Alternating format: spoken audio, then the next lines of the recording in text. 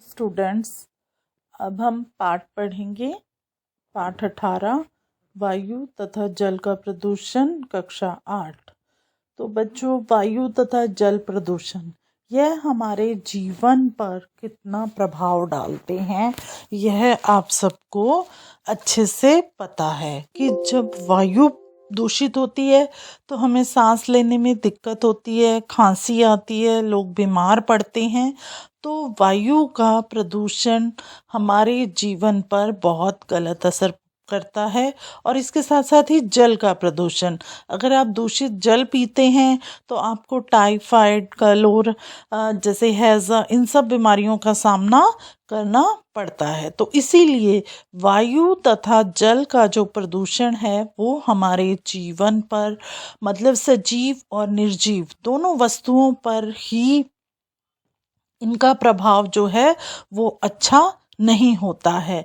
अब आप धीरे धीरे, अब हम आपको आगे इस पाठ में यही पढ़ाएंगे कि वायु और जल का प्रदूषण कैसे होता है और हमें इनसे बचने के क्या उपाय करने चाहिए। तो बच्चों, शुरू करते हैं पाठ 18 वायु तथा जल का प्रदूषण।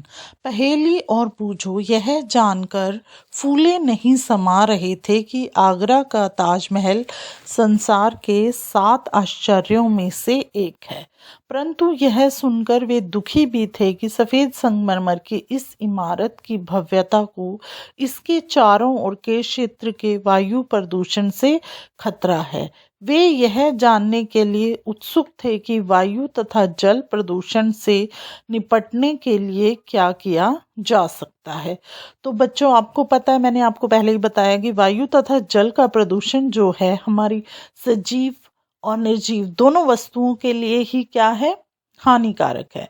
आपने देखा होगा कि ताजमहल जो है संसार के 7 आश्चर्यों में से एक है। और ताजमहल क्या है, बिल्कुल सफ़ेद संगमरमर से बना हुआ है।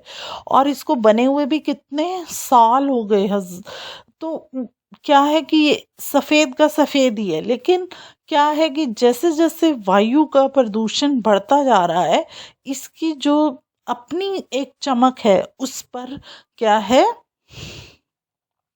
एक प्रभाव आ रहा है, जिससे वो जो सफ़ेद रंग है वो पीले, हल्का पीले में परिवर्तित हो रहा है। तो इन सब को दूर करने के लिए क्या है, क्या किया जा सकता है, ये सब बताएंगे हम आपको इस पाठ में। तो ये सब बातें बूझो और पहेली भी जानकर खुश थे कि हम इन सब प्रदूषण को दूर करने के लिए हम पढ़ेंगे। तो हम देखते हैं आगे। हम सब जागरूक हैं कि हमारा पर्यावरण अब वैसा नहीं है जैसा यह पहले था। हमारे बड़े बूढ़े नीले आकाश तथा स्वच्छ जल एवं शुद्ध वायु के विषय में बातचीत करते हैं जो उनके समय में उपलब्ध थे। जनसंचार के साधन पर्यावरण की गुणवत्ता में निरंतर हो रही गिरावट के विषय में नियमित रूप से जानकारी देते रहते हैं। हम स्वयं अपने जीवन में वायु तथा जल की गुणवत्ता में हो रही गिरावट के दुष्प्रभाव का अनुभव करते हैं। तो क्या है बच्चों, हमारा जो पर्यावरण है जो पहले था अब वैसा नहीं है। क्यों नहीं है? क्योंकि हमारे यहाँ पर इतनी फैक्ट्रियाँ लग गई हैं, हर घर में 4-4 5-5 गाड़ियाँ आ गई हैं, जिसकी वजह से क्या है कि प्रदूषण जो है हमारा बढ़ता जा रहा है। और जो गंदगी है वो फैक्ट्रियों की गंदगी है, वो नालियों के रास्ते नदी नालों में जाती है, जिससे पानी का प्रदूषण बढ़ रहा है। तो ऐसे ही हमारा पर्यावरण वाहनों के द्वारा फेंकी गई धुएं से और बहुत सारी फैक्ट्रियां लगने से उनके धुएं से हमारा जो है पर्यावरण, वातावरण भी दूषित हो रहा है। और हमारा जो इसके साथ साथ है जल भी प्रदूषित हो रहा है। अब देखिए कि हमारे यहाँ पर कितने लोगों को सांस लेने में दिक्कत होती है। और इससे क्या है कि बहुत इस श्वसन रोग से जो पीड़ित हैं व्यक्ति, उनकी मात्रा जो है वो लगातार बढ़ रही है। हम उस समय की कल्पना मात्र से भी भयभीत हो जाते हैं जब हमें स्वच्छ वायु तथा जल उपलब्ध नहीं होंगे। आपने अपनी पिछली कक्षाओं में वायु तथा जल के महत्व को समझ लिया है। इस अध्याय में हम अपने आसपास होने वाले हानिकारक परिवर्तन तथा हमारे जीवन पर इनके प्रभावों के विषय में अध्ययन करेंगे। अब आप सोच भी नहीं सकते कि जब हमें स्वच्छ वायु और स्वच्छ जल प्राप्त नहीं होगा तो हमारे ऊपर कितना जो है प्रभाव हानिकारक होगा और हमारे जीवन में आसपास के वातावरण में कितने हानिकारक परिवर्तन होंगे। पहला है हमारा वायु प्रदूषण। हम कुछ समय तक भोजन के बिना जीवित रह सकते हैं, परंतु वायु के बिना तो हम कुछ क्षण भी जीवित नहीं रह सकते हैं। यह साधारण तथ्य हमें बताता है कि स्वच्छ वायु हमारे जीवन में कितनी महत्वपूर्ण है। आप जानते हैं कि वायु गैसों का मिश्रण है। आयतन के अनुसार इस मिश्रण का लगभग 78% नाइट्रोजन तथा लगभग 21% ऑक्सीजन है। कार्बन डाइऑक्साइड, ऑर्गन, मेथन तथा जल वाष्प भी वायु में अल्प मात्रा में उपस्थित हैं।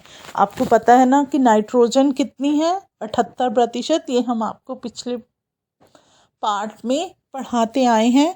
और 21% क्या है, ऑक्सीजन। और बाकी क्या है, कार्बन डाइऑक्साइड, ऑर्गन, मेथन और जल वाष्प। इनकी मात्रा जो है बहुत ही कम है। अब आप देखें आगे क्रियाकलाप 18.1। आपने धुआं उगलते ईंट के भट्ठे के निकट से गुजरते समय अपनी नाक को ढका होगा। आपको भीड़ वाली सड़कों पर चलते समय खांसी आई होगी। अपने अनुभव के आधार पर नीचे दिए गए स्थानों पर वायु की गुणवत्ता की तुलना कीजिए। अब क्या है, जब आपने कहीं भी आप गए होंगे जहाँ पर ईंटें बन रही होंगी, अगर आप उनके आसपास से गुजरे होंगे तो आपको वहाँ पर अपने नाक को ढकना पड़ा होगा। और जब भी आप भीड़ भाड़ वाली जगह से जाते हो तो क्या होता है, वहाँ पर भी आपको खांसी आती है, क्योंकि वाहन ज़्यादा चल रहे होते हैं, उनका धुआं होता है, मिट्टी उड़ रही होती है, धुआं होता है, जिससे हमें खांसी आती है। तो अब आप देखिए, उपवन तथा भीड़ वाली सड़क, आवासीय क्षेत्र तथा औद्योगिक क्षेत्र। अब आप देख सकते हैं दोनों जगह। अब बाग बगीचे में कितना अच्छा लगता है और जहाँ पर भीड़ होती है वहाँ पर आपको कैसा अनुभव होता है। अब एक जैसे जहाँ पर सिर्फ घर हैं, पार्क हैं, वो जगह आवासीय क्षेत्र कितनी अच्छी होती है। और एक जगह औद्योगिक क्षेत्र जहाँ पर फैक्ट्रियाँ होती हैं, सामान बन रहा होता है। और तीसरा देखिए, हम दिन में विभिन्न समयों पर जैसे प्रातःकाल, दोपहर तथा सायंकाल में भीड़ वाला चौराहा। अब क्या होता है कि सुबह के समय सब ऑफिस जा रहे होते हैं, बच्चे स्कूल जा रहे होते हैं, उस समय क्या होता है। और दोपहर को जब बच्चों की छुट्टी होती है, सब बच्चे घर आ रहे होते हैं, लंच टाइम का होता है, तब कैसा सड़क पर माहौल होता है। और सायंकाल जब शाम के समय सब अपने घर को लौट रहे होते हैं, तो उस समय पर क्या हाल होता है, रश होता है, भीड़ होती है। अब आगे देखेंगे हम गांव में कितना क्या शांति होती है और शहर में कैसे भीड़ भाड़ होता है। अब आपको समझ में आ गया, इन दोनों के बीच में हमने आपको अंतर बताया कि शहर में भीड़ भाड़ वाली सड़क पर क्या हाल होता है। उपरोक्त क्रियाकलाप में आपका एक परीक्षण यह भी हो सकता है कि वायुमंडल में धुएं की मात्रा में अंतर है।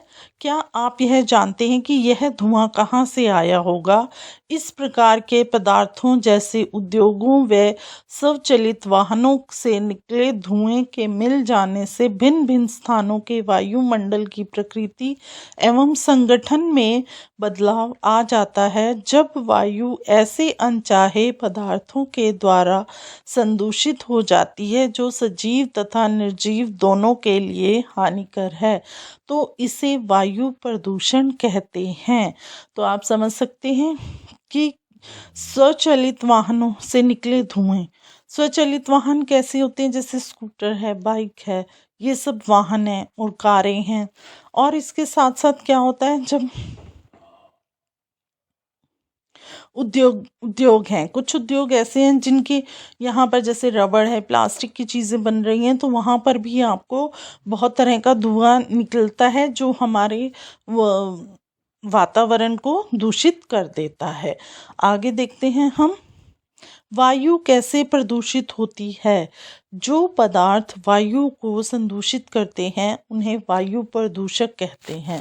तो ऐसे कौन से पदार्थ हैं जो वायु को संदूषित करते हैं, उन्हें क्या कहते हैं हम, वायु प्रदूषक कहते हैं। कभी कभी ये प्रदूषक प्राकृतिक स्रोतों जैसे ज्वालामुखी का फटना, वनों में लगने वाली आग से उठा धुआं तथा धूल द्वारा आ सकते हैं। तो बच्चों बहुत से ऐसे वायु प्रदूषक हैं। कौन कौन से हैं वो, जैसे प्रदूषक प्राकृतिक स्रोत जैसे ज्वालामुखी फट जाता है, कभी कभी जो है वनों में आग लग जाती है, और इसके अलावा कभी आंधी आ जाती है, तूफान आते हैं। ये सब क्या हैं, अपने आप आने वाली जो हैं समस्याएं हैं। और इसके अलावा मानव द्वारा क्या होता है, जब जैसे मानव हैं वो फैक्ट्रियां चलाते हैं, और बिजली के बहुत सारे यंत्र ऐसे हैं जो कि हमारे यहाँ पर प्रदूषण फैलाते हैं। वाहन हैं, और जैसे आग लगा दी जाती है खेतों में। जैसे अब एक बार फसल की कटाई हो जाती है तो दोबारा फसल लगानी होती है, तो वो क्या करते हैं, खेतों में आग लगा देते हैं, जिससे कि बहुत ही धुआं हमारे वातावरण में फैलता है। तो ये जो हैं ये सब मानव द्वारा जो हैं प्रदूषण को फैलाए जाने वाले हैं। और जो अपने आप आपदाएं आती हैं वो हमने आपको बता दी, जैसे बाढ़ आ जाती है और वनों में आग लग जाती है, ये अपने आप होता है। आगे देखेंगे आप क्रियाकलाप। आपने समाचार पत्रों में पढ़ा होगा कि बच्चों में सांस लेने की जो है समस्या वो दिन प्रतिदिन बढ़ती जा रही है। श्वसन समस्याएं दिन प्रतिदिन बढ़ती जा रही हैं और इससे बहुत से बच्चे पीड़ित हैं। इसे ज्ञात करने के लिए आप एक छोटा सा प्रेक्षण कर सकते हैं, सर्वे कर सकते हैं कि अपने आस पड़ोस में, गली मोहल्ले में, अपने स्कूल में आप देख सकते हैं कि कितने बच्चों को इस तरह की समस्या से जूझना पड़ रहा है। बहुत सी जो हैं सांस लेने वाली समस्याएं वायु के प्रदूषण के कारण होती हैं। आइए अब हम यह जानने का प्रयास करें कि प्रदूषित वायु में कौन से ऐसे पदार्थ हैं जो प्रदूषक उपस्थित होते हैं। तो बच्चों ऐसे बहुत से पदार्थ होते हैं जो हमारे यहाँ पर वायु को दूषित करते हैं। तो अब हम इसके बारे में पढ़ेंगे। हाँ, आपने कभी यह ध्यान दिया कि हमारे शहरों में कितनी तेजी से वाहनों की संख्या बढ़ रही है। आपने देखा होगा अपने आस पड़ोस में, अपने आसपास में, अगर एक घर है, एक घर में 4 सदस्य हैं और चारों ही अगर नौकरी करने वाले हैं तो चारों के पास अपना अपना वाहन होगा। वो अपने अपने वाहन से ही अपने ऑफिस जाएंगे। वो ऐसे नहीं करेंगे कि एक वाहन में ही चारों चले जाएं। तो इससे क्या है, एक तो सड़कों पर ट्रैफिक जैम हो रहा है और ऊपर से प्रदूषण बढ़ रहा है। तो आपको समझ में आया, वाहन अधिक मात्रा में होने से क्या होता है, carbon monoxide, carbon dioxide, nitrogen oxide तथा धुआं उत्पन्न होता है। देखा वाहनों से हमें कितनी तरह का धुआं मिलता है। पेट्रोल तथा ईंधन जैसे जो है अपूर्ण दहन से कार्बन डाइऑक्साइड उत्पन्न होती है और यह क्या है, एक बहुत ही गंदी गैस है। यह रुधिर में ऑक्सीजन वाहक क्षमता को घटा देती है। अब आप सबको पता है हमें सांस लेने के लिए ऑक्सीजन की आवश्यकता होती है, और जब हमारे आसपास हमें कार्बन डाइऑक्साइड ही मिलती रहेगी तो क्या होगा, हमें ऑक्सीजन कम मिलेगी, जिससे क्या हमें सांस लेने में दिक्कत होगी। तो समझ में आया आपको कि किस तरह से जो हैं ये गैसें हमें सांस लेने में कितनी दिक्कतें पैदा कर रही हैं।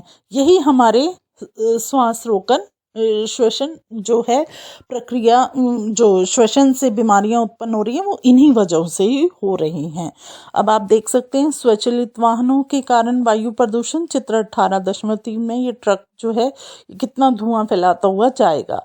क्या आप जानते हैं कि यदि दिल्ली में पंजीकृत वाहनों को एक के बाद एक लाइन में खड़ा करें तो यह संसार की 2 सर्वाधिक लंबी नदियों नील तथा अमेजन की संयुक्त लंबाई के लगभग बराबर हो जाएगी। देखो बच्चों, हमारे दिल्ली शहर में कितनी गाड़ियां हैं जो कि संसार की 2 सर्वाधिक लंबी नदियों के बराबर हैं। मतलब जितनी उन नदियों की लंबाई है उतनी दिल्ली शहर में गाड़ियों की लंबाई है। तो यह कितनी ही बड़ी बात है हम लोगों के लिए कि इन्हीं वजहों से तो हमारे यहाँ पर कितना प्रदूषण बढ़ रहा है। बूझों को विशेषतः सर्दियों में वायुमंडल में दिखने वाली कोहरे जैसी मोटी परत याद है। आपने पहले देखा होगा हमारे यहाँ पर जब सर्दियाँ होती थी तो हम बोलते थे कोहरा है, आज धुंध है, जिसको हम बोलते थे कि आज सुबह तो बहुत धुंध थी, हमें कुछ दिखाई नहीं दे रहा था। लेकिन अब यह कोहरा तो आपको हर समय ही ज़्यादातर देखने को मिल जाता है कि हमारे यहाँ पर आज कितना जो वायु में प्रदूषण था उसकी वजह से बहुत ही कम विजन था। विजन मतलब रोशनी थी। यह धूम कोहरा होता है जो धुएं और कोहरे से बनता है। धुएं में नाइट्रोजन के ऑक्साइड उपस्थित हो सकते हैं जो अन्य वायु प्रदूषकों जैसे कोहरे के संयोग से धूम कोहरा बनाते हैं।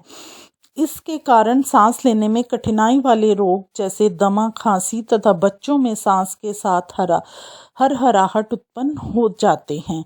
तो बच्चों, क्या है कि कोहरे जो होते हैं, धुएं में क्या होता है, नाइट्रोजन के ऑक्साइड उपस्थित होते हैं जो अन्य वायु प्रदूषकों तथा कोहरे के संयोग से धूम कोहरा बनाते हैं। इसके कारण क्या है, सांस लेने में कठिनाई वाले रोग जैसे दमा हो जाता है, दम मतलब और एक लगातार सांस का ऐसे चढ़ता रहता है, ऐसे जो खांसी है, ये सब क्या है हमारे को तकलीफ़ें आज के समय में सहन करनी पड़ रही हैं।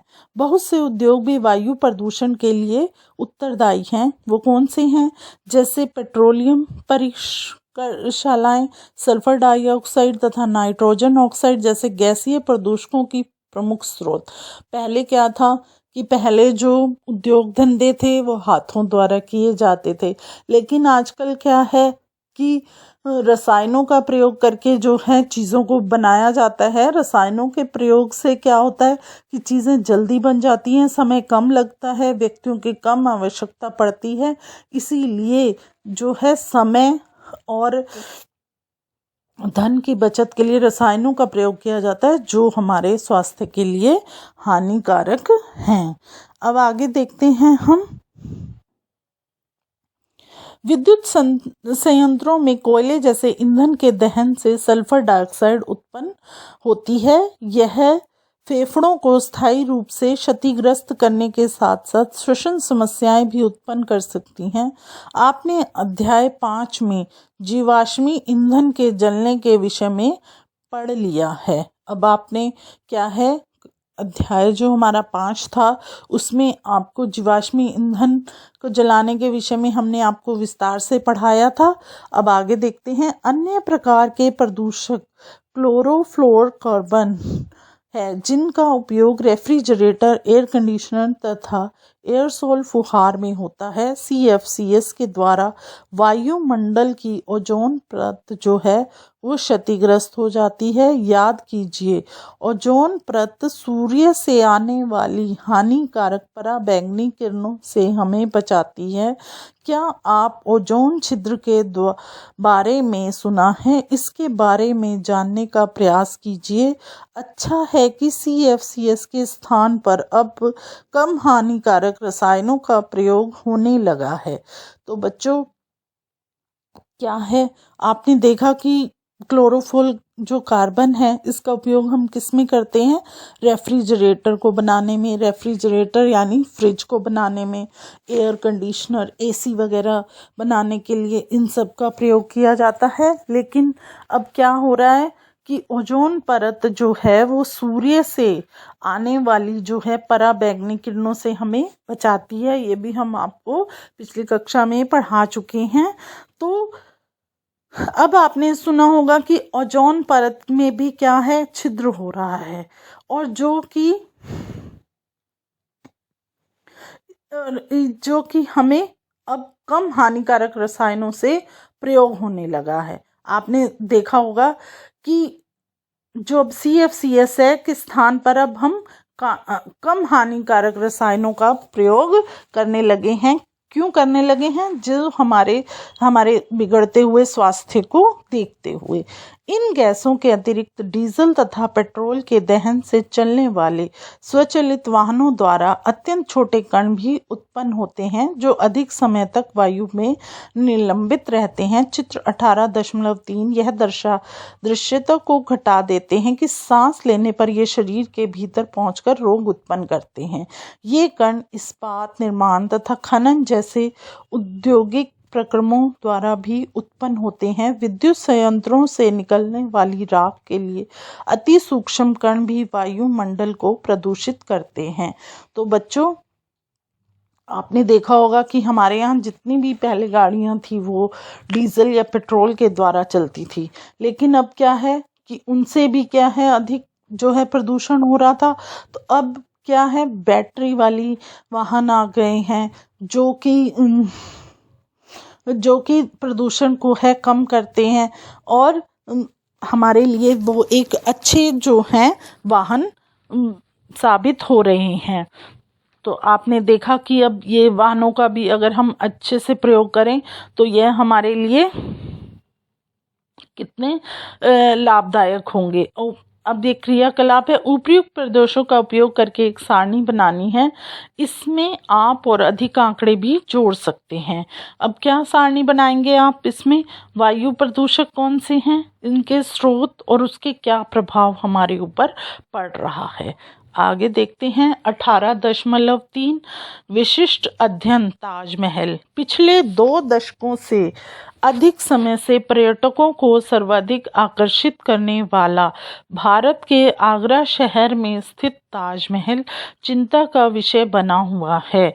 क्यों बना हुआ है? क्योंकि जो वो ताजमहल था वो सफ़ेद संगमरमर का था और अब वो क्या है, हल्के पीलेपन में जा रहा है, जो हमारे लिए चिंता का विषय बना हुआ है।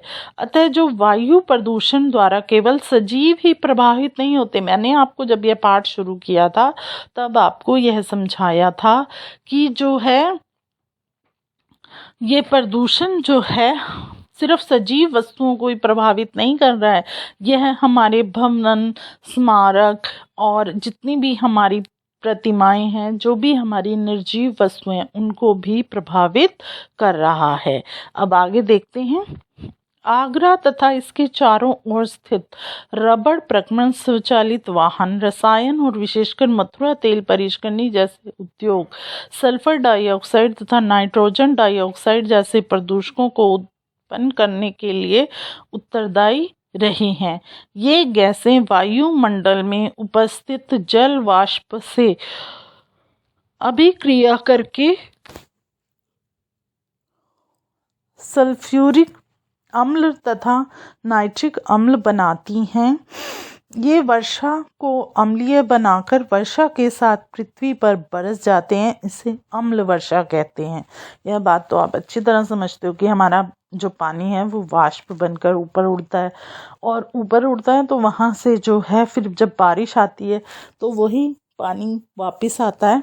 तो ऐसे ही जब नदी नालों में गंदा दूषित चीज़ें जाएंगी तो वही दूषित कण जो है बनकर ऊपर जाएंगे और वही फिर जो है वर्षा के रूप में नीचे आएंगे। तो इन्हें हम क्या बोलते हैं? अम्ल वर्षा कहते हैं। अम्ल वर्षा के कारण ही स्मारक के संगमरमर का संरक्षण होता है। इस घटना को संगमरमर कैंसर भी कहते हैं। अब वही देखो कितनी बड़ी बात आ गई है यहाँ पर कि किस तरह से जो है अम्ल वर्षा जो है स्मारकों पर गिरती है तो क्या होता है कि वो स्मारक खराब होने लगते हैं और इनको उन्होंने क्या नाम दिया है? संगमरमर कैंसर का नाम दिया है। मथुरा तेल परिष्करणी से उत्सर्जित काजल कण जैसे निलंबित कणों का संगमरमर को पीला करने में योगदान है। तो अब आप देखा कि इनका क्या योगदान है हमारे यहाँ पर। ताजमहल को सुरक्षित रखने के लिए सर्वोच्च न्यायालय ने बहुत से उपाय किए हैं। अब देखो ताजमहल हमारे यहाँ पर कितना पुराना स्मारक है और इसको जो है सुरक्षित करने के लिए सर्वोच्च न्यायालय ने भी कदम उठाए और उपाय किए हैं माननीय न्यायालय द्वारा। अब आप यहाँ पर देख रहे हैं ताजमहल का चित्र। जो न्यायालय में उद्योगों को सीएनजी, संपीड़ित प्राकृतिक गैस तथा एलपीजी, द्रवित पेट्रोलियम गैस जैसे स्वच्छ ईंधनों का उपयोग करने के आदेश दिए गए हैं। इसके अतिरिक्त ताज के क्षेत्र में मोटर वाहनों को सीस रहित पेट्रोल का उपयोग करने के आदेश दिए गए हैं। आपने देखा होगा कि वहाँ पर अगर आप जाते हो ताजमहल देखने के लिए तो वहाँ पर क्या है, आपको बैटरी वाली ही ज़्यादातर वो रिक्शा दिखेंगी जिस पर आप अपने वाहनों को ताजमहल से बहुत दूर ही खड़ा कर दिया जाता है जिस भी वाहन पर आप जाते हो, और फिर वहाँ से आपको वो बैटरी रिक्शा लेनी पड़ती है और जो कि आपको ताजमहल तक पहुँचाती है। अपने बड़े बूढ़ों से चर्चा करके यह देखिए कि अब से 20 अथवा 30 वर्ष पूर्व के ताज की अवस्था के बारे में क्या कहते हैं। अपनी कतरन पुस्तिका के लिए ताजमहल का चित्र प्राप्त करने का प्रयास कीजिए। आपको पता है कि जैसे अब आप तो देखो आज के समय में आप 12-13 साल के हैं और अगर आपके मम्मी पापा गए होंगे तो वो कितने साल के होंगे जब गए होंगे, उनसे पूछिए और आज आप उनके साथ जाकर उस समय और आज के समय में ताजमहल की रंगत के बारे में आप पूछेंगे तो वो आपको बताएंगे उसकी चमक के बारे में, उसके बारे में कि वहाँ पर उस समय क्या था और आज क्या हो गया है। तो जब भी आपकी छुट्टियां हों, आपके पास समय हो आपके माता पिता के साथ, तो आप वहाँ पर जाकर यह देखिए। और जैसे बच्चों को शौक होता है एक पुस्तिका बनाते हैं, उसमें जैसे ताजमहल, कुतुब मीनार, लाल किला ऐसे चित्र लगाते हैं, तो ऐसे ही आपको अपनी एक पुस्तिका बनानी चाहिए और उनमें अपने देश के प्रमुख स्मारकों के चित्र जो हैं आपको लगाने चाहिए। अब देखो बूझो क्या कह रहा है, मुझे फसलों वाला अध्याय याद आता है। मैं हैरान हूँ कि क्या अम्लीय वर्षा खेतों की मिट्टी और पौधों को भी प्रभावित करती है। बिल्कुल करती है। जब देखो रासायनिक वर्षा होगी तो वो हमारी मिट्टी को कितना दूषित करेगी। अब ये पढ़ते हैं हम पौधा घर का प्रभाव।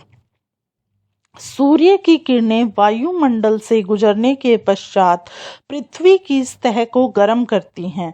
पृथ्वी पर पड़ने वाले सूर्य के विकिरण का कुछ भाग पृथ्वी अवशोषित कर लेती है और कुछ भाग परिवर्तित करके वापस अंतरिक्ष में लौटा देती है। परावर्तित विकिरण का कुछ भाग वायुमंडल में रुक जाता है। ये रुका हुआ विकिरण पृथ्वी को और गर्म करता है। यदि आपने किसी नर्सरी अथवा किसी अन्य स्थान पर पौधा घर को देखा है तो याद कीजिए कि सूर्य ऊष्मा पौधा घर में प्रवेश तो कर जाती है पर इससे बाहर नहीं निकल पाती। यही रुकी हुई ऊष्मा पौधा घर को गर्म करती है। पृथ्वी के वायुमंडल द्वारा रोके गए विकिरण यही कार्य करते हैं। यही कारण है कि उसे पौधा घर प्रभाव कहते हैं। इस प्रक्रम में के बिना पृथ्वी पर जीवन संभव नहीं हो सकता। अब यह प्रक्रम जीवन के लिए खतरा बन गया है। इस प्रभाव के लिए हवा में CO2 की अधिकता उत्तरदायी है।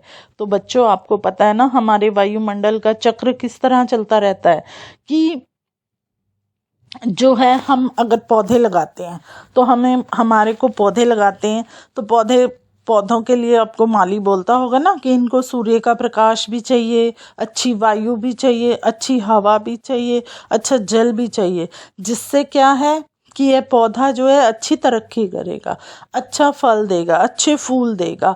तो आज के समय में ये सब होना संभव ही नहीं है क्योंकि हमारे यहाँ पर जल भी दूषित है, वायु भी दूषित है, जो और सूर्य का प्रकाश तो देखो किस तरह से आता है कि उसमें भी जो है कितने जो हैं कण होते हैं।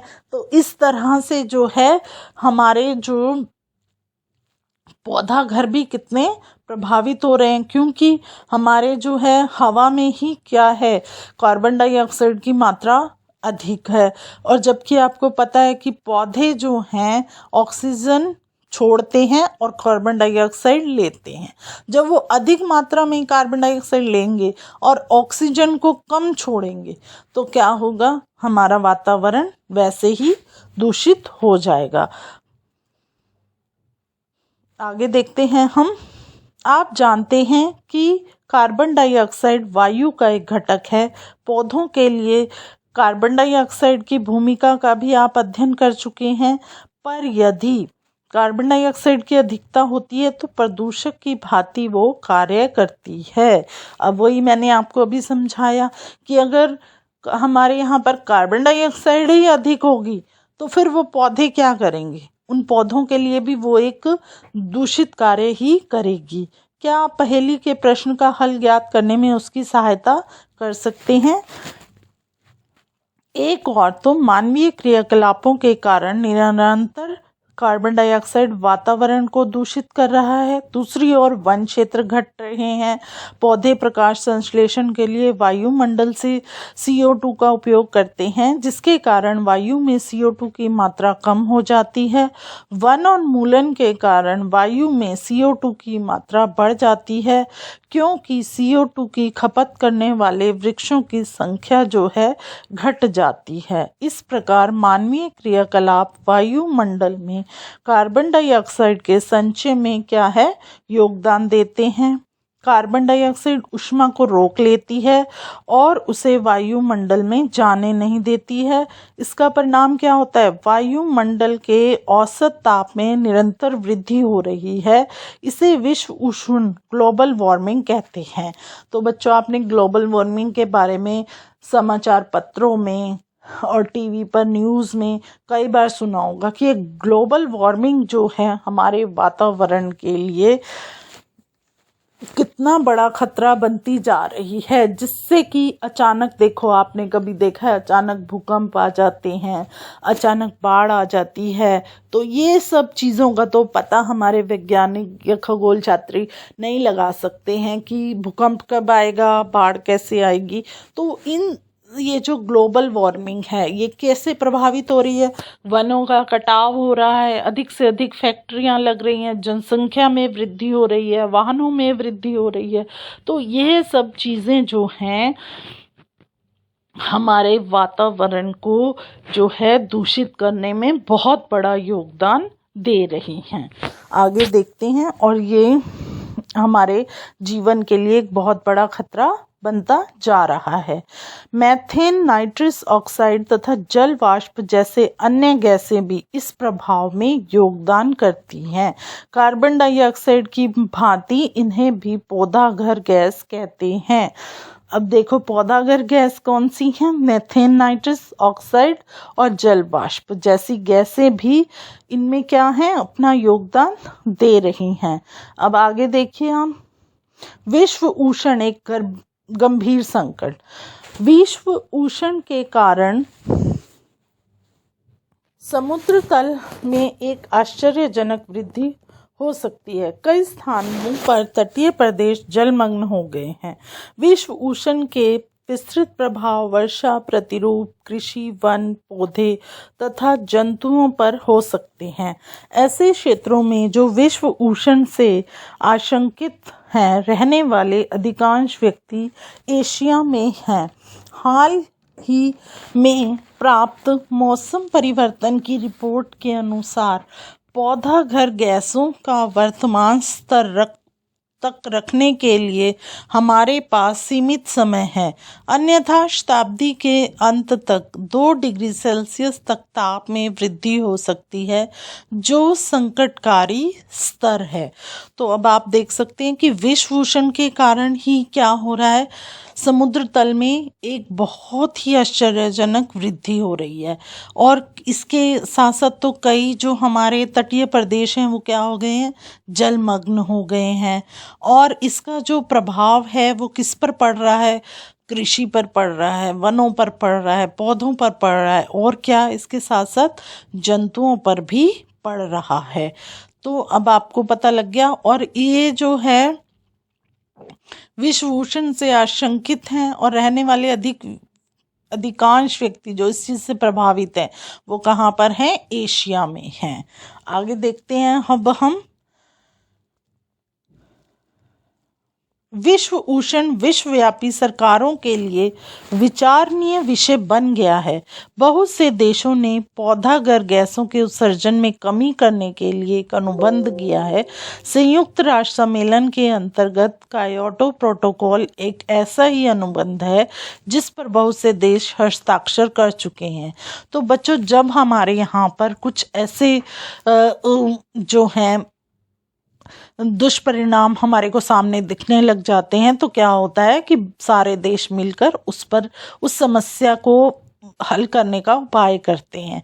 तो इसके लिए क्या है, संयुक्त राष्ट्र सम्मेलन में क्या किया गया, एक प्रोटोकॉल जारी किया गया और जिस प्रोटोकॉल को जो देश मानने को तैयार हुए उन्होंने उस पर अपने हस्ताक्षर किए। तो बूझों को यह जानकर आश्चर्य हो रहा था कि पृथ्वी के ताप में केवल 0.5 डिग्री जितनी कम वृद्धि के इतने गंभीर प्रमाण हमें देखने को मिले। पहेली उसे बताती है कि भी हाल ही में उसने क्या किया कि समाचार पत्रों में उसने पढ़ा कि हिमालय के गंगोत्री हिमनद विश्व उष्ण के कारण पिघलने आरंभ हो गए हैं। देखो कितना बड़ा नुकसान है इसका। तो यह सब जो है, अगर आप समाचार पत्र पढ़ते हो, समाचार न्यूज़ वगैरह आप टीवी पर सुनते हो, तो यह सब जो है मौसम के बारे में जानकारी और जलवायु के बारे में जानकारी एक कॉलम आता है और जो है टीवी पर भी बताया जाता है। तो उन सब में ये सब का जो है विस्तार पूर्वक इनकी न्यूज़ दिखाई जाती है। अब 18.5 क्या किया जा सकता है? वायु प्रदूषण को कम करने के लिए हम क्या कर सकते हैं? प्रदूषण के विरुद्ध हमारी लड़ाई में सफलता की अनेक कथाएं हैं। जैसे क्या हैं? उदाहरण के लिए कुछ वर्ष पूर्व दिल्ली संसार में सर्वाधिक प्रदूषित नगर था। यहाँ पेट्रोल तथा डीजल से चलने वाले मोटर वाहनों से निकले धुएं के कारण जो है दम घोटू वातावरण था। वाहनों को सीसा रहित पेट्रोल, सीएनजी जैसे अन्य ईंधनों द्वारा चलाए जाने का निर्णय लिया गया। इन उपायों द्वारा शहर की वायु अपेक्षाकृत जो है स्वच्छ हो गई। आप भी कुछ ऐसे उदाहरण जानते हैं जिनसे आपके क्षेत्र में वायु प्रदूषण को कम किया जा सकता है। इन उदाहरणों की अपने मित्रों से चर्चा करिए। अब आपको बच्चों मैं बताती हूँ कि जैसे वायु प्रदूषण को कम करने के लिए दिल्ली में क्या किया गया, बहुत से नियम बनाए गए। जैसे इवन नोट, जिन गाड़ियों का नंबर इवन था वो एक दिन चलेंगी, जिन गाड़ियों का नंबर ऑड था जैसे 1, 3, 5 वाली गाड़ियां एक दिन चलेंगी, जिनके नंबर में लास्ट में 1, 3, 5 आता है और एक दिन 2, 4, 6 आता है। तो ऐसे ही नियम यहाँ पर बनाया गया जिससे कि प्रदूषण पर काफ़ी प्रभाव देखने को मिला, कितना कम हुआ। और इसके साथ साथ जो है सीएनजी वाली गाड़ियों को ज़्यादा प्रोत्साहन दिए, बसें सीएनजी वाली चलने लग गई, जिससे क्या है कि वायु प्रदूषण में बहुत ही फर्क पड़ा। तो ऐसे बहुत से उपाय किए गए जिनसे कि वातावरण को दूषित होने से बचाया जा सके। और पटाखों पर बैन लगाया गया कि पटाखे कोई नहीं बजाएगा। तो इन सब चीज़ों के परिणाम से क्या हुआ कि वायु के प्रदूषण में बहुत असर पड़ा। अब आगे देखते हैं हम। सरकार द्वारा अन्य एजेंसियों द्वारा विभिन्न स्थानों पर वायु की गुणवत्ता का नियमित मॉनिटरिंग किया जाता है। इन आंकड़ों का उपयोग कर हम अपने मित्रों तथा पड़ोसियों में वायु प्रदूषण के प्रति जागरूकता उत्पन्न कर सकते हैं। हमें अपनी ऊर्जा की आवश्यकता की पूर्ति के लिए जीवाश्मी ईंधन के स्थान पर वैकल्पिक ईंधनों को अपनाने की आवश्यकता है। ये वैकल्पिक ईंधन सौर ऊर्जा, जल ऊर्जा तथा पवन ऊर्जा के हो सकते हैं। तो बच्चों क्या है कि जिन चीज़ों से धुआं उठता है उन चीज़ों पर रोकथाम की जाए, उन चीज़ों का कम से कम प्रयोग किया जाए, जिससे क्या है हमारा वातावरण दूषित होने से बच सकता है। आगे देखते हैं हम क्रियाकलाप 18.4 विद्यालय पहुंचने के लिए आपके पास विभिन्न विकल्प हैं, जैसे पैदल चलकर, साइकिल चलाकर, बस अथवा अन्य सार्वजनिक परिवहन द्वारा यात्रा करके, व्यक्तिगत कार द्वारा अथवा कार में साझेदारी करके। इन विकल्पों की वजह से आप वायु की गुणवत्ता के बारे में बहुत ही जो है प्रभाव आपको देखने को मिलेगा। तो सही है, जब जैसे अब अगर आपके पास ही स्कूल है 1 किलोमीटर तक, तो आप अगर वॉक करके जाएंगे तो आपकी सेहत ठीक रहेगी और ऊपर से आपको आनंद भी आएगा। आप अपने मित्र के साथ पैदल चलते हुए जाएंगे, अच्छे विषय पर बात करते हुए जाएंगे, आपका समय भी जल्दी व्यतीत होगा। और आप जो है जैसे आप स्कूटी ला रहे हैं, बाइक ला रहे हैं, तो उन सब चीज़ों से जो धुआं निकलता है उनसे भी बचत होगी। और दूसरा, आप साइकिल भी चला सकते हैं, आपकी एक्सरसाइज अच्छी होगी। और जो सरकार द्वारा बसें चलाई जा रही हैं उनमें बहुत ही जो है मामूली किराया होता है, जिसे देकर आप अपने गंतव्य स्थान पर आसानी से पहुंच सकते हैं। तो इससे क्या है, ये भी हमारे प्रदूषण को रोकथाम के लिए एक अच्छा उपाय है। हमारे थोड़े से योगदान से पर्यावरण की अवस्था में विशाल अंतर उत्पन्न होता है। हम पेड़ लगा सकते हैं, पड़ोस में लगे वृक्षों का पोषण कर सकते हैं। क्या आप वन महोत्सव के विषय में जानते हैं? जब जुलाई माह में प्रतिवर्ष लाखों वृक्ष रोपित किए जाते हैं। चित्र 18.6 देखिए, आप इसमें देख रहे हैं बच्चे और बड़े सब मिलकर क्या है, वृक्ष लगा रहे हैं। तो क्या है, वन महोत्सव कब किया जाता है? जुलाई में वन महोत्सव किया जाता है, जब बहुत सारे व्यक्ति मिलकर जगह जगह पर पेड़ लगाते हैं। बच्चे स्कूलों में भी ये मनाया जाता है, पेड़ लगाए जाते हैं। और पार्कों में इसको मनाया जाता है, जहाँ पर अच्छी मात्रा में पेड़ों को लगाया जाता है। बूझो तथा पहेली एक बार एक ऐसे स्थान से गुजरे जहां कुछ लोग सूखी पत्तियां जला रहे थे। उन्हें खांसी आने लगी क्योंकि समस्त क्षेत्र धुएं से भरा था।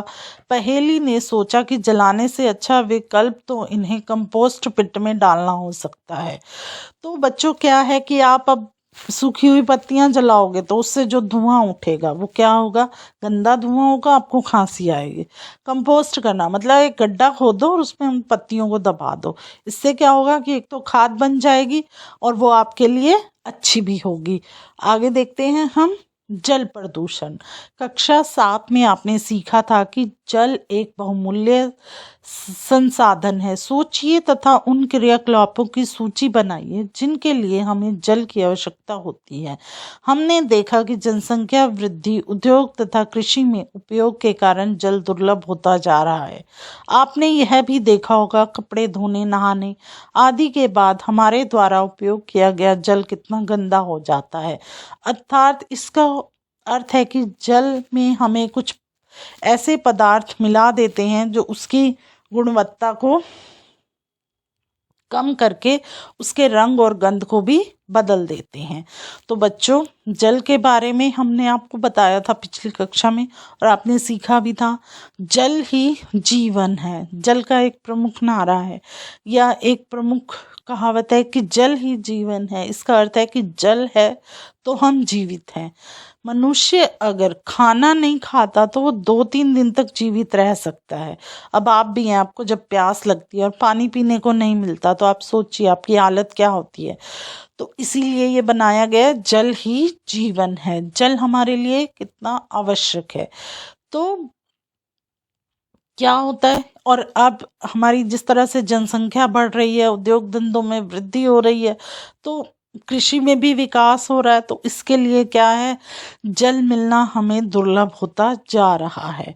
और जब हम कपड़े धोते हैं, नहाते हैं, तो देखा है कि वो पानी कितना गंदा हो जाता है। आपने देखा है कि आपकी मम्मी के पास आप खड़े होकर देखिए कि जब वो कपड़े धोती हैं तो वो बाद में पानी कैसे कालेपन में आता है, कभी उसका रंग कैसा होता है। तो वो सब क्यों होता है, वो हमारे वातावरण में जो गंदगी है हमारे कपड़ों पर चिपक जाती है, उसकी वजह से वो रंग जो है वो गंदा हो जाता है। जब भी वाहित मल, विषैले रसायन, गाद आदि जैसे हानिकारक पदार्थ जल में मिल जाते हैं तो जल प्रदूषित हो जाता है। और जल को प्रदूषित करने वाले पदार्थों को हम क्या कहते हैं? जल प्रदूषक। समझ में आया? गंगा नदी का मार्ग, ये चित्र आप देख रहे हैं। आगे देखेंगे, हम एक क्रियाकलाप पढ़ेंगे।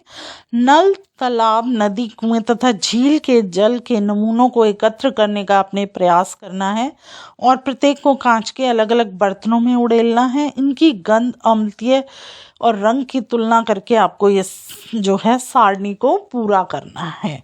तो समझ में आया आपको? आगे देखते हैं, जल कैसे प्रदूषित होता है, जल हमारा कैसे गंदा होता है, इसके बारे में हम आपको बताएंगे। विशिष्ट अध्ययन। गंगा भारत की प्रसिद्ध नदियों में से एक है। आप यहाँ पर ये गंगा नदी का चित्र आप देख रहे हैं, 18.7। यह अधिकांश उत्तरीय, केंद्रीय तथा पूर्वीय भारतीय जनसंख्या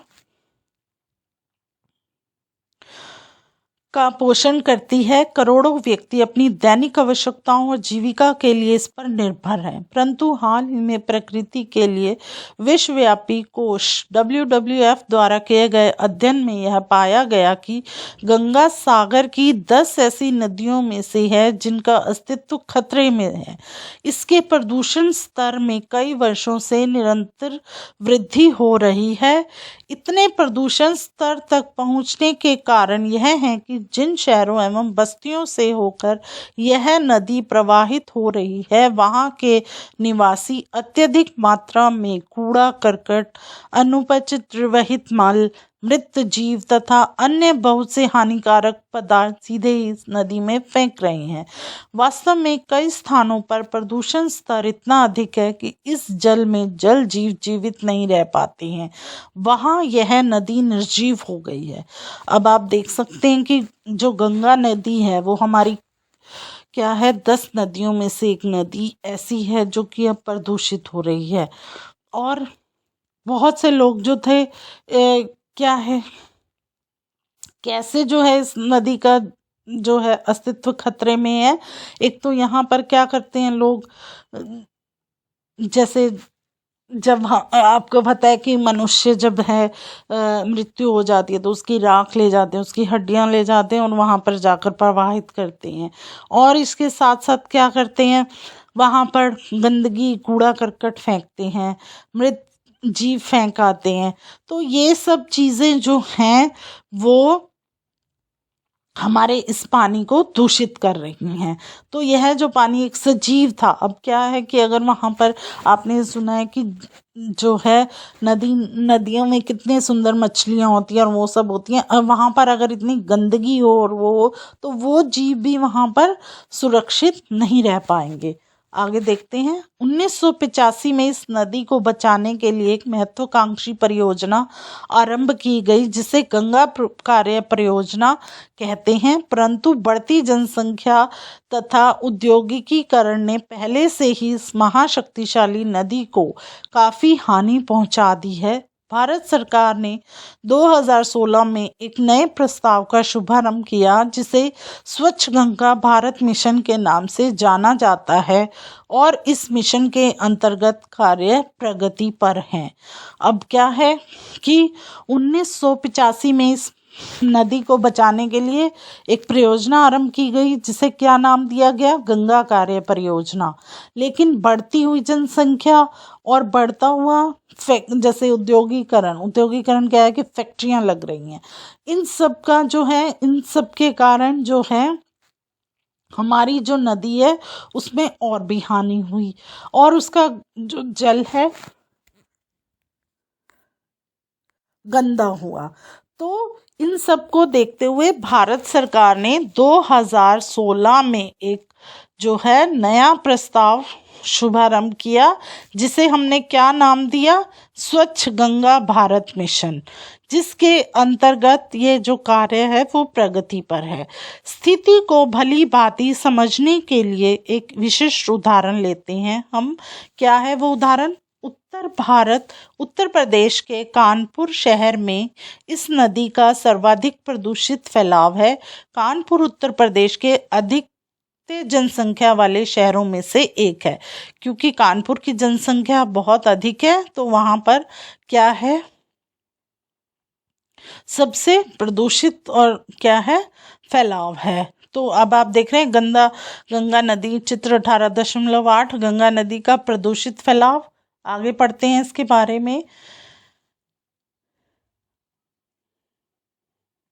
नदी में लोगों को स्नान करते, कपड़े धोते तथा मल मूत्र त्यागते देखा जा सकता है। वे इस नदी में कूड़ा करकट, फूल, पूजा सामग्री तथा जैव एनिमिक पॉलिथीन की थैलियां फेंकते हैं। आपको पता है पॉलिथीन की जो भी थैलियां, इन पर कई बार बैन भी लगाया गया है। ये हमारे यहाँ पर सबसे अधिक प्रदूषण फैलाती हैं और बारी बारी सबसे निवेदन किया जाता है कि पॉलिथीन का उपयोग ना करें। आप बच्चों से भी है कि आप बच्चे भी इस पर गौर फरमाएं कि पॉलिथीन जो है सबसे ज़्यादा दूषित करने वाला पदार्थ है। इसका प्रयोग हमें नहीं करना चाहिए। और जो लोग हैं वो क्या करते हैं, नदियों में मल मूत्र भी कराते हैं, जो कि बहुत ही गंदा करती हैं। और जैसे घर में आपके पूजा होती है, उसके जो सामग्री इकट्ठी करते हैं, फूल सूख जाते हैं, वो होते हैं, ये सब क्या है, जाकर नदी नालों में फेंक आते हैं, जो कि हमारे जल को दूषित करते हैं। अब आप देखें आगे। कानपुर में नदी में जल की मात्रा अपेक्षाकृत कम है तथा नदी का प्रभाव भी जो है वो बहुत धीमा है। इसके अतिरिक्त कानपुर में 5,000 से अधिक औद्योगिक इकाइयां हैं, मतलब फैक्ट्रियां हैं। इसमें उर्वरक, अपमार्जक, चर्म तथा पेंट की फैक्ट्रियां सम्मिलित हैं। कौन सी फैक्ट्रियां हैं ये आप देख रहे हो? उर्वरक, खाद बनाने वाली, और पेंट की, ये सब, इनमें बहुत से रसायनों का उपयोग किया जाता है। और फिर ये इसका उपयोग करने के बाद जो इसका गंदगी होती है वो क्या करते हैं, नदी में विसर्जित कर देते हैं। तो देखिए फिर नदी का जल कितना गंदा होगा। उपयुक्त तथ्यों के आधार पर आप सोचिए तथा नीचे दिए गए प्रश्नों के उत्तर दीजिए। नदी के जल के प्रदूषण के लिए उत्तरदायी कारक क्या हैं? क्या है? ये दूषित जो रसायन है, बचे हुए रसायन है, ये सबसे ज़्यादा वो हैं, उत्तरदायी हैं। और मल मूत्र जो लोग नदी में करते हैं, ये भी उत्तरदायी हैं। गंगा नदी की पूर्व गरिमा को प्राप्त करने के लिए क्या उपाय किए जा सकते हैं? बहुत ही ठोस कदम उठाए जाने चाहिए और जुर्माना लगाना चाहिए जो नदी को गंदा करते हैं। आगे देखिए। कूड़ा करकट आदि का विसर्जन किस प्रकार नदी के जीवित प्राणियों को प्रभावित करता है? कूड़ा करकट जो है वो बहुत ही बदबू फैलाता है, पानी गंदा करता है। तो जो जीवित प्राणी हैं उनको भी तो सांस लेने के लिए आवश्यकता होती है स्वच्छ चीज़ों की। अगर आप बहुत गंदगी उसमें फैलाओगे तो वो भी किस तरह से सांस लेंगे, उनका भी दम घुटने लग जाएगा। तो इस तरह से वो जो है प्रभावित होती हैं। आगे देखिए। बहुत सी औद्योगिक इकाइयां हानिकारक रसायनों को नदियों को तथा नालों में प्रवाहित करती हैं, जिसके कारण जो है जल प्रदूषण होता है। चित्र 18.9 इसके उदाहरण तेल परिष्करणशालाएं, कागज फैक्ट्रियां, वस्त्र तथा चीनी मिलें एवं रासायनिक फैक्ट्रियां हैं। ये उद्योग जल का रासायनिक संदूषण करते हैं। इन विसर्जित रसायनों में ऑक्सीकरण, लेड तथा फ्लोराइड होते हैं, जिनसे पौधों तथा पशुओं में अविषता उत्पन्न हो जाती है। इसे रोकने के लिए सरकार ने अधिनियम बनाए हैं। इनके अनुसार उद्योगों को अपने यहाँ उत्पन्न अपशिष्टों को जल में प्रवाहित करने से पूर्व उपचारित करना चाहिए, परंतु प्राय इन नियमों का पालन नहीं किया जा सकता। अशुद्ध जल से मृदा भी प्रवाहित होती है, जिसके कारण उसकी अम्लीयता तथा कृमियों की वृद्धि में भी परिवर्तन हो जाता है। तो क्या है, उद्योग धंधों पर इसका कितना बुरा असर पड़ रहा है, और जिससे क्या है, उसमें अम्लीयता की वृद्धि हो रही है और जो जल है वो अशुद्ध होता है।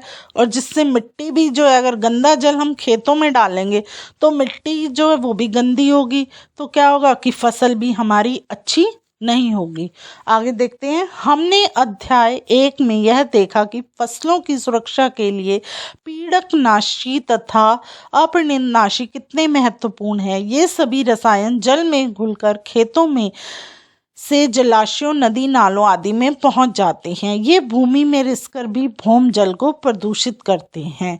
तो बच्चों, हमने आपको पाठ 1 में क्या पढ़ाया था कि फसलों की सुरक्षा के लिए कुछ ऐसे जो हैं दवाइयों को डाला जाता है जो कि हमारे फसलों को कीड़ों से मुक्ति दिलाती हैं। लेकिन क्या होता है, जब पानी आता है, कुछ आता है, तो ये सब नदी नालों में मिट्टी जाकर बह जाती है। तो क्या होता है, वो जल जो है प्रदूषित भूमि जल को प्रदूषित करते हैं।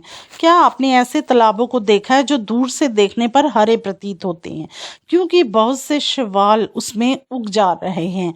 यह उर्वरक में उपस्थित नाइट्रेट एवं फास्फेट जैसे रसायनों की अधिक मात्राओं के कारण होता है। ये रसायन शैवाल को फलने फूलने के लिए पोषक की भांति कार्य करते हैं।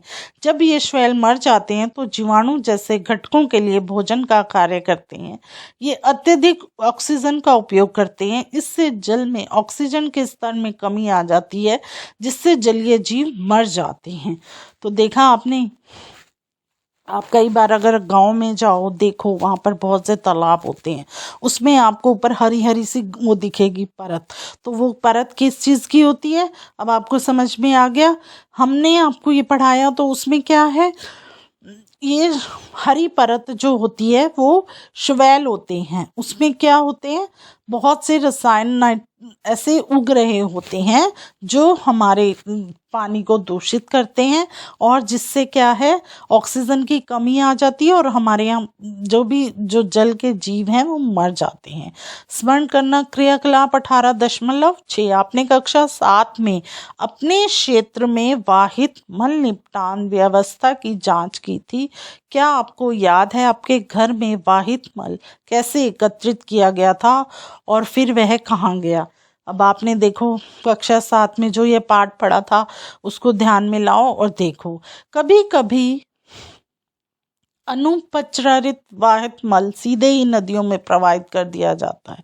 इसमें खाद्य अपशिष्ट, मारक, सूक्ष्म जीव आदि होते हैं। क्या भौमजल वाहित मल द्वारा प्रदूषित हो सकता है? कैसे? वाहित मल द्वारा संदूषित जल में जीवाणु, वायरस, कवक तथा परजीवी भी हो सकते हैं, जिनसे हैजा, मियादी बुखार तथा पीलिया जैसे रोग फैलते हैं। अब देखो बच्चों, जब हम पानी में कितनी गंदी चीज़ों को प्रवाहित करेंगे तो जल कितना दूषित हो जाएगा। आप कितना मर्जी उसको स्वच्छ कर लो, वो नहीं होगा, और इससे फिर कितनी बीमारियां फैलती हैं। हैजा, मियादी बुखार, पीलिया आदि जैसे रोग हो जाते हैं। अब देखो, स्तनधारी के मल में उपस्थित जीवाणु जल की गुणवत्ता के सूचक होते हैं। यदि जल में ऐसे जीवाणु हैं तो इसका अर्थ है कि वह जल मल युक्त पदार्थ द्वारा संदूषित है। यदि इस प्रकार के जल का हम उपयोग करते हैं तो हमें विभिन्न संक्रमण हो सकते हैं, जैसे टाइफाइड, ये सब बीमारियां हमें हो सकती हैं। क्या आप जानते हैं गर्म जल भी एक प्रदूषक हो सकता है? यह जल प्राय विद्युत संयंत्रों और उद्योगों से आता है। इसे नदियों में बहाया जाता है। यह जलाशयों के ताप में वृद्धि कर देता है, जिससे उसमें रहने वाले पेड़ पौधे व जीव जंतुओं पर प्रतिकूल प्रभाव पड़ता है। पेयजल क्या होता है तथा जल को कैसे शुद्ध किया जाता है? क्रियाकलाप 18.7 आइए दैनिक जीवन में उपयोग होने वाले सरल पदार्थों से जल फिल्टर बनाएं। आज जल फिल्टर कैसे बनाएंगे आप इसमें देखिए। एक प्लास्टिक की बोतल लेकर उसको बीच से 2 बराबर भागों में काटिए। इसके ऊपरी भाग को उल्टा करके कीप के रूप में नीचे के भाग में रखिए। इसमें भीतर कागज के नैपकिन अथवा पतले कपड़े भी की परत बनाइए और इसके ऊपर रुई, रेत तथा फिर बजरी की परतें बिछाइए। अब इस फिल्टर का गंदा जल उड़ेलिए तथा फिल्टरित जल का परीक्षण कीजिए। निम्नलिखित प्रश्नों पर अपने मित्रों तथा अध्यापकों के साथ चर्चा कीजिए। पीने से पहले हमें जल को फिल्टर करने की आवश्यकता क्यों होती है? आपको पता है कि आप लोगों के घर में कितने फिल्टर लगे होते हैं, आरओ लगे होते हैं, क्यों, किस वजह से? क्योंकि जल जो है, आप गंदा जल ना पिए। गंदा जल पीने से आपको कितनी बीमारियां हो जाती हैं। इसीलिए ही हर घर में आज के समय में फिल्टर, आरओ, इन सब का प्रयोग किया जाता है, जो जल को साफ करते हैं। बूझो बहुत परेशान है, वह पहेली से कहता है कि उसने जल जो पिया था वह देखने में स्वच्छ था तथा उसमें कोई गंध भी नहीं थी, परंतु फिर भी वह बीमार हो गया। क्यों बीमार हो गया? तो पहेली कहती है कि देखने में जो जल स्वच्छ प्रतीत होता है उसमें रोग वाहक सूक्ष्म जीव तथा घुले हुए अपद्रव्य हो सकते हैं, अतः पीने से पहले जल को शुद्ध करना आवश्यक है। उदाहरण के लिए हम जल को उबालकर शुद्ध कर सकते हैं। अगर आपके घर में आरओ नहीं है, फिल्टर नहीं है, तो आप जल को कैसे शुद्ध करेंगे? आप जल को उबाल कर जल को शुद्ध कर सकते हैं। पीने के लिए उपयुक्त जल को पेयजल कहते हैं। जो जल आप पीते हैं उसको आप क्या बोलते हैं? पेयजल। आपने देखा है कि किस प्रकार विभिन्न भौतिक तथा रासायनिक प्रक्रियाओं द्वारा जलाशयों में गिरने से पूर्ववाहित मल उपचार संयंत्रों में जल को शुद्ध किया जाता है। इस प्रकार नगर निगम अथवा नगर पालिकाएं घरों में आपूर्ति करने से पूर्व जल का उपचार करती हैं।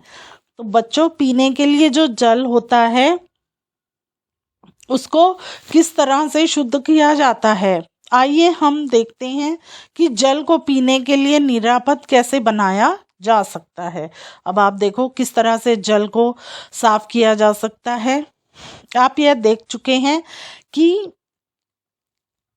जल को कैसे फिल्टर करते हैं। यह अपद्रव को दूर करने की भौतिक विधि है। आम प्रचलित घरेलू फिल्टर कैंडल फिल्टर होता है। आपने देखा है आपके यहाँ जो फिल्टर लगे होते हैं उसमें चौक से वाइट कलर के जो है कैंडल होती हैं जो पानी को साफ करती हैं। बहुत से घरों में निरापद जल को साफ करने के लिए क्या करते हैं? उबालने की विधि का प्रयोग। उबलने से जल में उपस्थित जो जीवाणु होते हैं वो मर जाते हैं और जल शुद्ध हो जाता है। आगे देखिए, जल को शुद्ध करने की सामान्य रासायनिक विधि क्लोरीकरण है। यह जल में क्लोरीन की गोलियां अथवा विरंजक चूर्ण मिलाकर किया जाता है। तो क्लोरीन की गोलियां हैं वो पानी में डाल दो तो क्या होता है कि जल जो है वो साफ हो जाता है। हमें सावधान रहना चाहिए। हमें क्लोरीन की गोलियां को निर्दिष्ट मात्रा से अधिक नहीं डालना चाहिए। 18.9 में देखेंगे आप क्या किया जा सकता है। औद्योगिक इकाइयों के लिए बनाए गए नियमों को सख्ती से लागू किया जाना चाहिए ताकि प्रदूषित जल को सीधे ही नदियों तथा झीलों में नहीं जाना चाहिए, और जिससे कि क्या है, हमारा पानी दूषित होने से बच जाएगा। औद्योगिक क्षेत्रों में जल उपचार संयंत्र स्थापित किए जाने चाहिए। व्यक्तिगत स्तर पर हमें निष्ठापूर्वक जल की बचत करनी चाहिए और क्या करना चाहिए, उसे बेकार नहीं करना चाहिए। जैसे आप देखते हो कि घरों में आप ब्रश कर रहे हो, टैप खुला होता है, पानी बह रहा होता है, तो वो जल का जो है बेकार जा रहा होता है।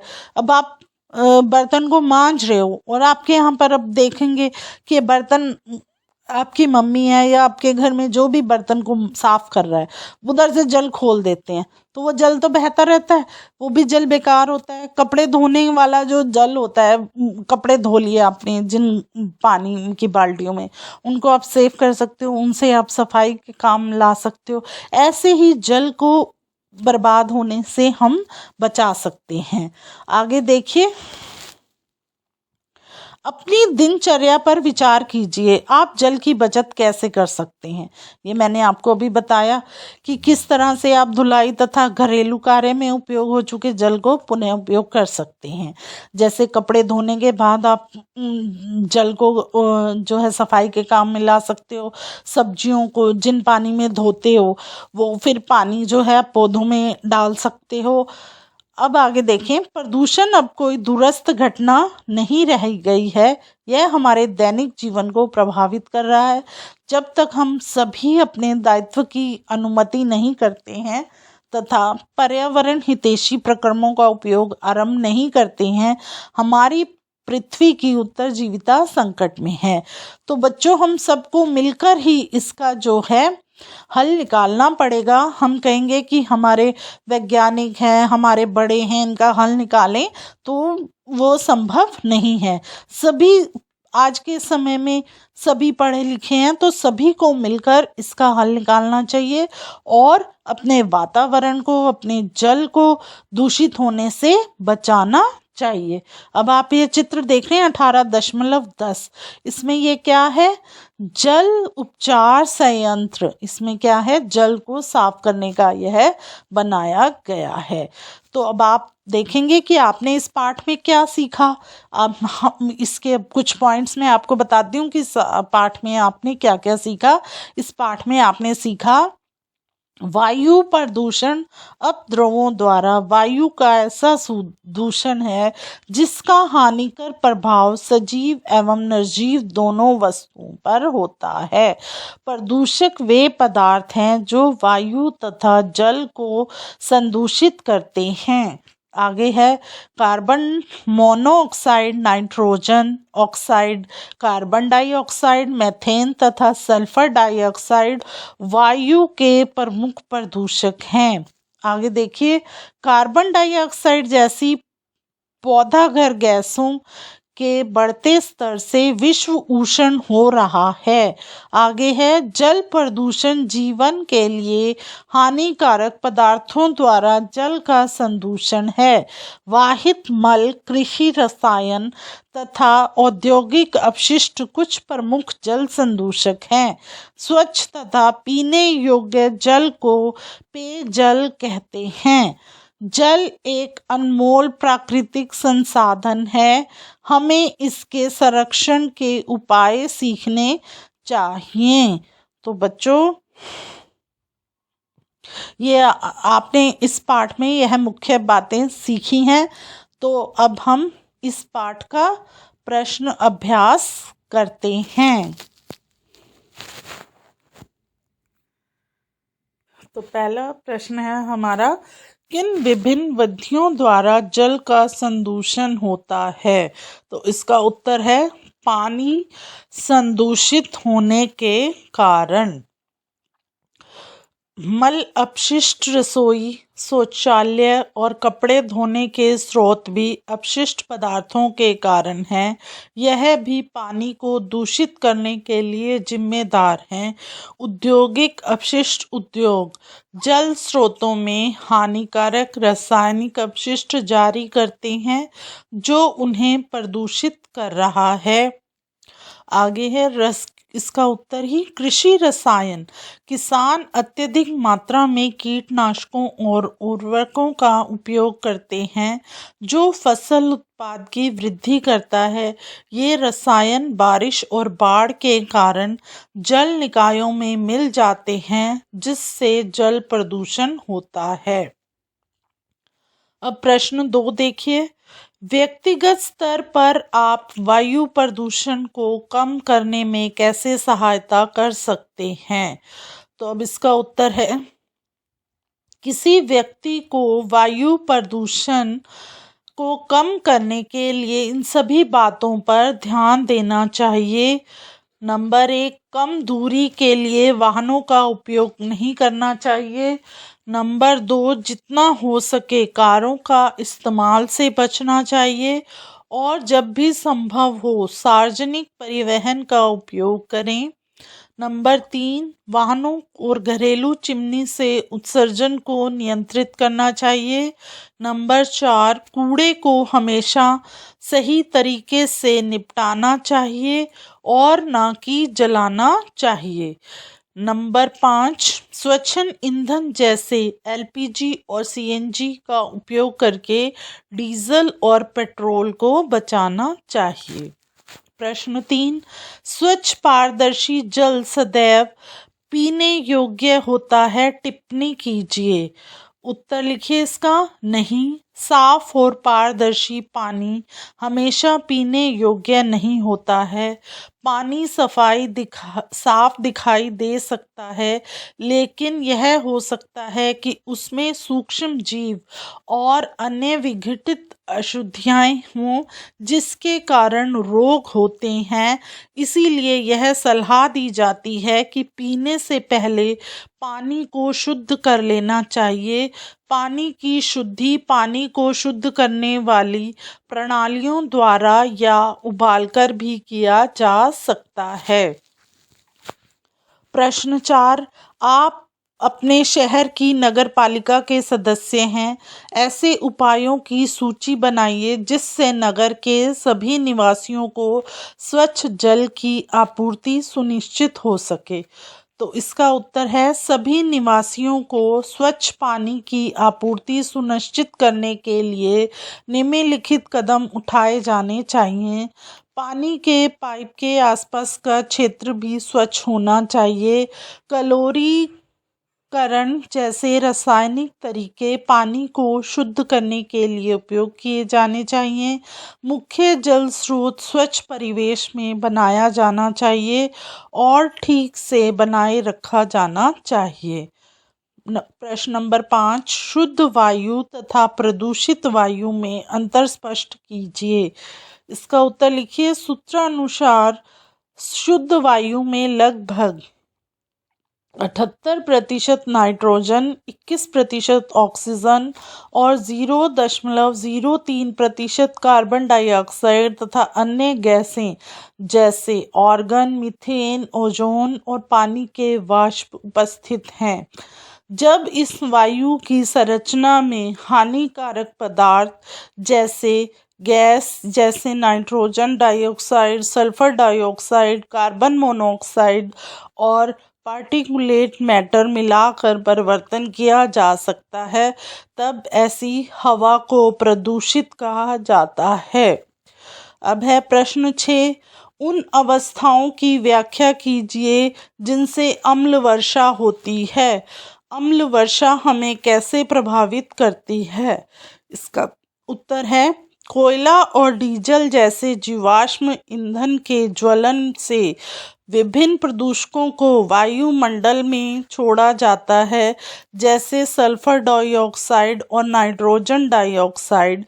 ये प्रदूषक पानी में मौजूदा वाष्प के साथ प्रतिक्रिया करते हैं, जिससे सल्फ्यूरिक एसिड और नाइट्रिक एसिड बनते हैं। ये बारिश के साथ नीचे आते हैं, जिससे अम्लीय वर्षा होती है।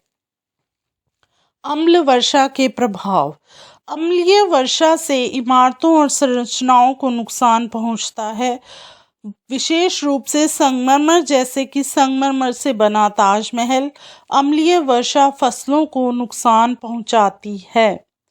अब है प्रश्न 7, निम्नलिखित में से कौन सी पौधा घर गैस नहीं है? Carbon dioxide, sulphur dioxide, methane, nitrogen. तो इसका उत्तर होगा नाइट्रोजन। अगला प्रश्न है, पौधा घर प्रभाव का अपने शब्दों में वर्णन कीजिए।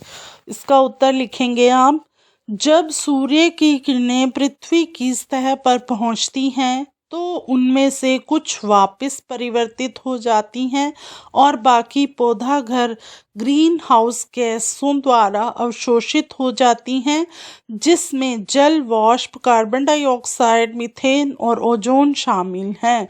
कार्बन डाइऑक्साइड एक ग्रीन हाउस गैस है।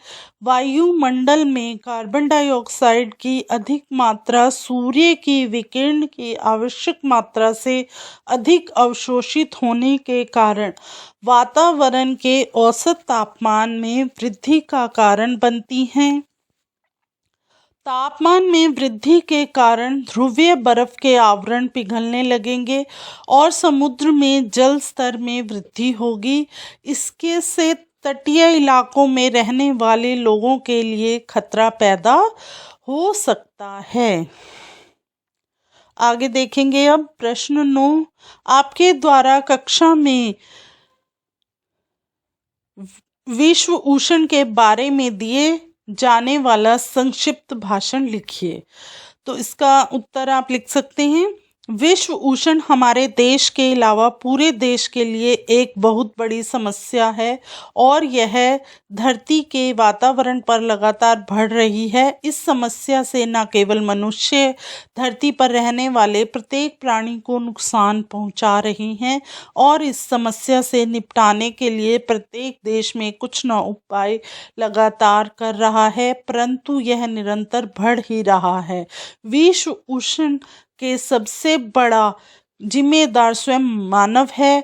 उसकी गतिविधियां ही कुछ ऐसी हैं कि इस तरह से वातावरण जो है लगातार विश्व उष्ण वातावरण में जो है विश्व उष्ण बढ़ रहा है। मनुष्य की इन गतिविधियों से खतरनाक gas carbon dioxide, methane, nitrogen oxide इत्यादि जो हैं वो ग्रीन हाउस गैसों की मात्रा में वर्तमान में बढ़ोतरी हो रही है। अब अगला प्रश्न देखें, प्रश्न 10, ताजमहल की सुंदरता पर संकट का वर्णन लिखिए। तो इसका उत्तर है, अम्लीय वर्षा ताजमहल की सुंदरता के लिए एक बड़ा खतरा है। जब एसिड बारिश स्मारक पर गिरती है, पूरी तरह से संगमरमर से बना है, वे स्मारक के साथ प्रतिक्रिया करते हैं जिससे एक पाउडर जैसा पदार्थ बनता है जो वर्षा में घुल जाता है। यह घटना संगमरमर के कैंसर के रूप में जानी जाती है। इसके अलावा मथुरा तेल रिफाइनरी से उत्सर्जित कालिक के कण संगमरमर के पीलेपन के लिए जाने जाते हैं। अगला प्रश्न है, प्रश्न 11, जल में पोषक के स्तर में वृद्धि किस प्रकार जल जीवों की उत्तरजीविता को प्रभावित करती है। इसका उत्तर है, इसका उत्तर लिखिए, एक, जल के पोषक तत्वों के स्तर में वृद्धि शैवाल की आबादी में अत्यधिक वृद्धि की ओर जाता है। जब ये शैवाल मर जाते हैं तो वे डिकम्पोजर्स के लिए भोजन के रूप में सेवा करें। बहुत सारी ऑक्सीजन इस प्रक्रिया में उपयोग होती है। परिणाम स्वरूप जल में घुलित ऑक्सीजन के स्तर में कमी आती है। यह बदले में मछलियों और अन्य जलीय जीवों के मरने का कारण बन जाती हैं। तो बच्चों, यह था हमारा पाठ 18 का प्रश्न अभ्यास। आप सब बच्चों को यह पाठ अच्छे से समझ आया होगा और अब इस सब की रोकथाम के लिए आप सब बच्चों को अच्छे से उपाय करने चाहिए और सब लोगों को जो है ज्ञान देना चाहिए अपने आसपास के वातावरण को किस तरह से आप सुरक्षित कर सकते हैं। पहले स्वयं आप कदम बढ़ाएं, फिर अपने आसपास रहने के जो लोग आपके रह रहे हैं उनको आप बताएं कि किस तरह से आप गंदगी को सफाई में बदल सकते हैं और अपने वातावरण को जो है दूषित होने से बचा सकते हैं। आप सभी बच्चों का धन्यवाद।